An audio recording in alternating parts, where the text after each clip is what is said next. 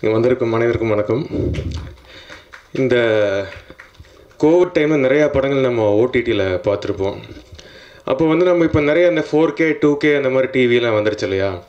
So நம்ம வீட்டில் வந்து ஒரு படம் பார்த்துட்டு இருக்கும்போது திடீர்னு இன்டர்நெட் ஸ்லோ ஆகும்போது அந்த 4Kங்கிறது திடீர்னு 2K ஆகும், 1080 இதில் அதுக்கு போகும், அப்புறம் 720 சம்திங் 480 ஆகும்.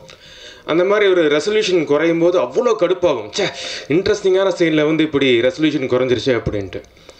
ஸோ ஒரு படம் பார்த்துட்டு இருக்கும்போது ஒரு ரெசல்யூஷனே குறையுது அப்படிங்கும்போது ஒரு குறிப்பிட்ட இதை சேர்ந்தவங்க வந்து ஒரு படமே பார்க்க முடியாமல் இருக்கிறதுங்கிறது வந்து ரொம்ப கஷ்டமான விஷயம்.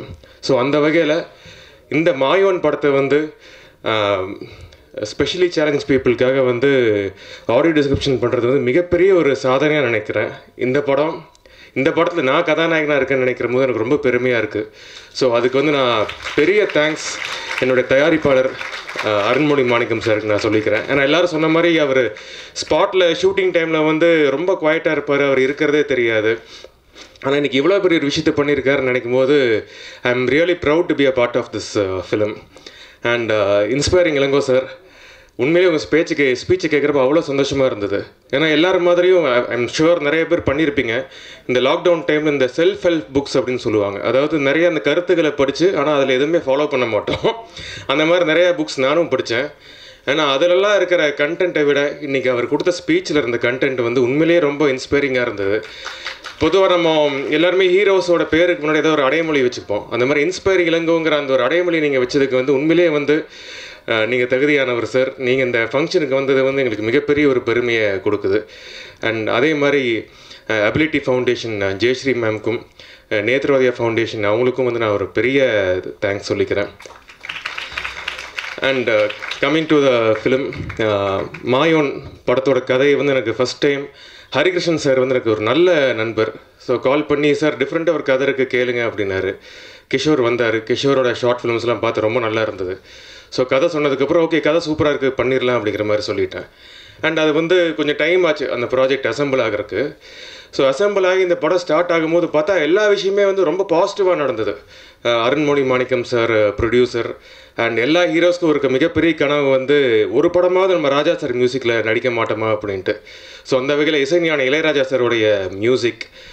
அண்ட் பொதுவாக டிஃப்ரெண்ட்டாக கதை சொல்கிறது வந்து ஈஸி. ஆனால் இன்றைக்கி வந்து இந்த நியூ ஏஜ் சினிமாவில் வந்து எல்லாருமே வித்தியாசம் எதிர்பார்க்கும் போது சரி புதுசாக ஒரு லைன் பிடிச்சிடலாம், ஆனால் அதை வந்து எக்ஸிக்யூட் பண்ணுறதுங்கிறது வந்து சாதாரணமான விஷயம் இல்லை. ஸோ அந்த வகையில் கிஷோருக்கு வந்து மிகப்பெரிய சப்போர்ட்டாக இருந்தது வந்து படத்தோட கேமராமேன் ராம் பிரசாத் சார். இவரை பற்றி சொல்லணும் அப்படின்னா தெலுங்கில் வந்து நிறையா பெரிய படங்கள் பண்ணியிருக்காரு. ராஜமௌலி சாரோடைய டைரெக்ஷனில் மகேஷ் பாபு சார் படங்கள், பாலகிருஷ்ணா சார் படங்கள் அப்படின்னு எக்கச்சக்கமான படங்கள் பண்ணியிருக்காரு. அவ்வளோ பெரிய ஒரு சீனியர் கேமராமேன்.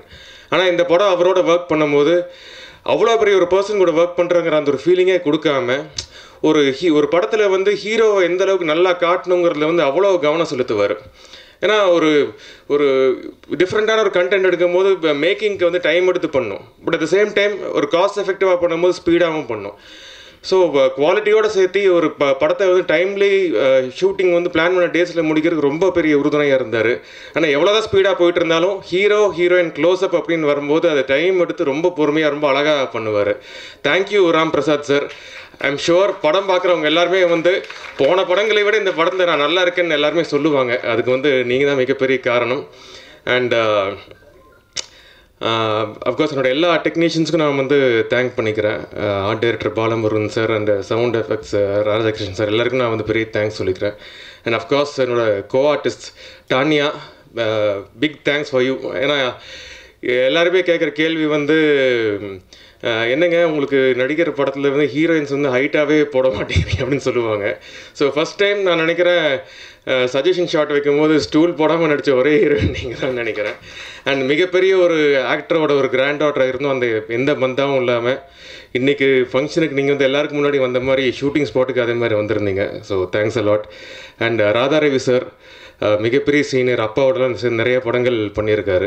ஸோ அவரோட ஒர்க் பண்ணும்போது வந்து எனக்கு ஒரு பெரிய லேர்னிங் எக்ஸ்பீரியன்ஸ் இருந்தது. KS ரவிக்குமார் சார் அவர் டைரக்ஷனில் பண்ணுற வாய்ப்பு தான் கிடைக்கல, பட் இருந்தாலும் அவர் கூட நடிக்கிற ஒரு சான்ஸ் கிடச்சது வந்து ரொம்ப சந்தோஷமாக ஃபீல் பண்ணுறேன். அண்ட் எல்லா படங்களும் டிஃப்ரெண்ட்டாக பண்ணும் அப்படிங்கிற அந்த ஒரு ஓட்டத்தில் போயிட்டுருக்கும்போது அதில் இந்த படமும் ஒரு முயற்சி தான். ஸோ கண்டிப்பாக பத்திரிகை நண்பர்கள் உங்கள் எல்லாருக்கும் இந்த படம் பிடிக்கும்னு நினைக்கிறேன். தேங்க்யூ. வந்ததுக்கு நன்றி. இந்த படத்தில் வந்து என்னோட பார்ட்டாக இந்த ஒரு அவேர்னஸில் என்னை சேர்த்ததுக்கு double meaning productions and Arun சாருக்கு நான் தேங்க்ஸ் சொல்லிக்கிறேன். And Sibiraj sir, Radha Ravi sir and Ravikumar சாரோட நடிச்சதில் எனக்கு ரொம்ப பெருமையாக இருக்குது.